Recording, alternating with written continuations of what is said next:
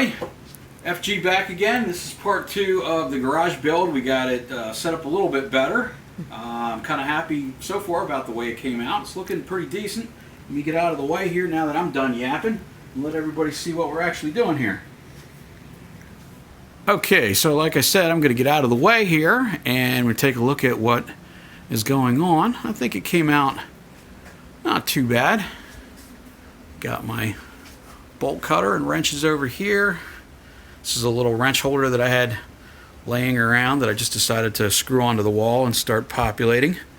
Got holders for my drills here, and the levels are hanging up, screwdrivers. And this thing here was unbelievably cheap. The gray shelf there is what I'm referring to, because you're probably getting a view of a whole bunch of different things. You're probably like, what is he talking about? That was only $8 at Home Depot. I actually asked the woman twice, are you sure that price is correct? Because it just seemed too cheap.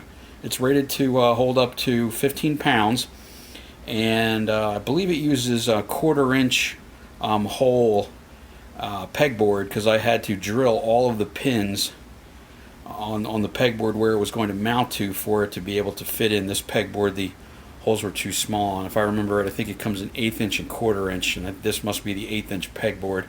But after I got that set up, that really worked out really well. You can see over here I got it cleaned up a little better. I can actually get to the compressor now. And I got my carpenter's squares. And the chemicals and all you saw in part 1, so I'm not going to bore you to death with all of that again. And now we get over to the workbench, and I think this came out pretty nice. Got some new paint on it, and I went ahead and decorated it up a little bit with some decals, and gave it kind of a 70s/80s flair here.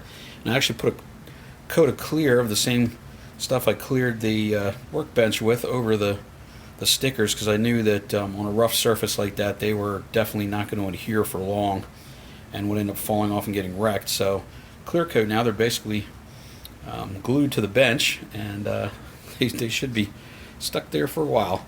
And then coming over here, I've got the little drill press. Not a big one. My dad has a floor standing one, which is pretty nice, but I probably wouldn't even have space for that even if I did find one like his. And then right next to that is the grinder, and behind that is my fire extinguisher, which anybody who's outfitting a shop should definitely have one of those somewhere nearby handy. You never know what you're going to do. Like I was saying this morning, sometimes you're the dog and sometimes you're the hydrant, and you really don't want to find out that you're the hydrant and you've got a fire going and no way to deal with it. That can be a very disconcerting type of situation. Last, I just got a couple more tools hanging up over here. Just put some screws in the side of the shelving unit there and hung up some things. And over here I'm going to finish out the video with a view of what I did over here.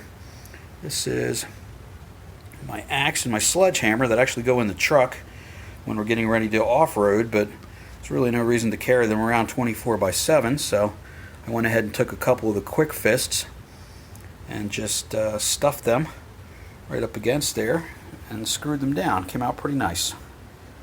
Overall, pretty happy with the whole outcome. And there we are.